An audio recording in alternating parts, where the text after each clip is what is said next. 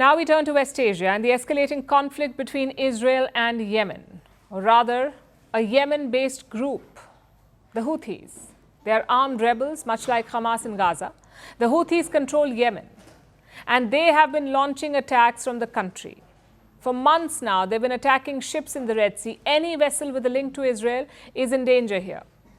This is to put pressure on Israel. This is to show solidarity with Hamas and the Palestinians in Gaza. But on Friday, the matter escalated. A Houthi drone hit the Israeli city of Tel Aviv.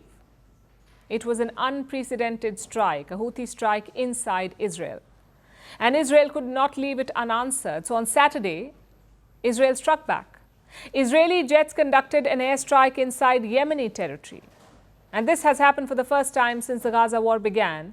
And now the Houthis are not taking this sitting down, so they have vowed to retaliate, setting in motion another cycle of violence. Here's our report.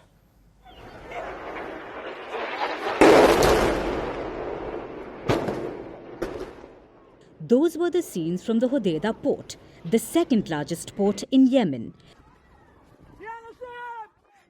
Israeli fighter jets struck the port on Saturday and the fires are still burning. This was Israel's first strike inside Yemeni territory, and it's a major escalation in the Israel-Hamas conflict.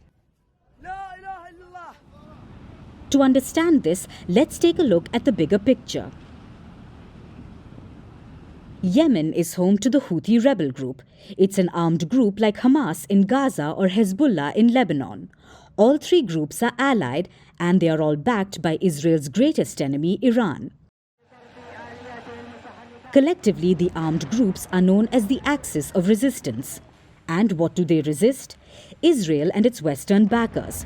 After the October 7th attack on Israel, the Houthis threw in their lot with Hamas and began fighting a proxy war against Israel by targeting ships in the Red Sea. The Houthis attack any ship that they think is linked to Israel. This has caused problems for global shipping. It has been going on since November, but on Friday, the Houthis managed to attack Israel directly. A Houthi drone hit a building in Tel Aviv. One person was killed and at least 10 were injured. Tel Aviv is Israel's commercial center. The Houthi drone attack took place barely 100 meters away from the US Embassy in Tel Aviv. It was a major security failure for Israel and a symbolic victory for the Houthis. The Houthis then declared Tel Aviv a primary target. Israel could not have that. They're fighting a war in Gaza. They are constantly exchanging border fire with Hezbollah in the north. The last thing Israel wants is regular attacks from a third enemy. So Israel decided to send a message via airstrike. That's why the Hodeidah port is still ablaze.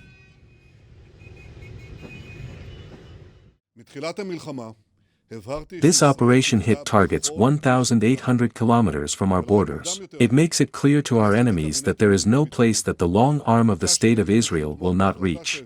The attack came in direct response to the drone attack in which an Israeli citizen was killed and other civilians were injured. It also followed the aggression of the Houthis against the State of Israel since the beginning of the war. The goal was to deter further attacks, but it seems to have had the opposite effect. Yesterday, the Houthis struck again. They fired multiple missiles at Israel at the Red Sea port city of Eilat. Israel intercepted the missiles, but it doesn't mean that the danger has passed.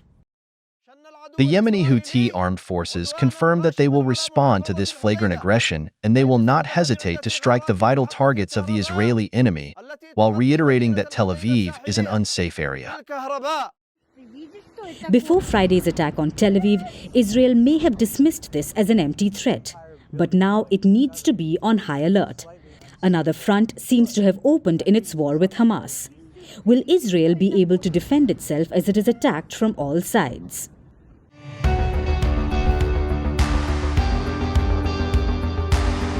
Across continents, one powerful news source.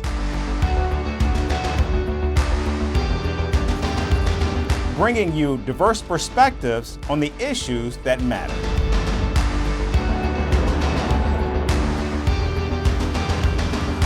We go beyond the boundaries to give you that little extra about every sporting moment.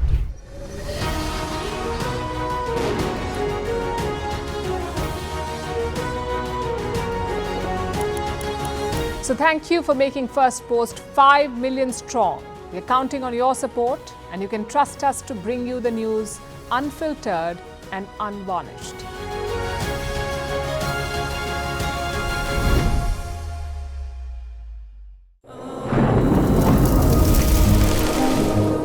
Climate change is on our doorstep. It's time for a revolution to take root. And it starts with 1.4 billion Indians. It starts with one tree for humanity, one tree for Mother Earth, one tree for our future. Project One Tree, a News 18 network initiative.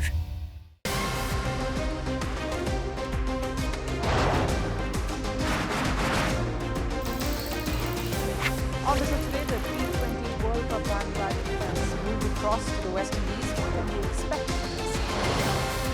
Hello, I'm Alison Green, coming to you from Durban, South Africa.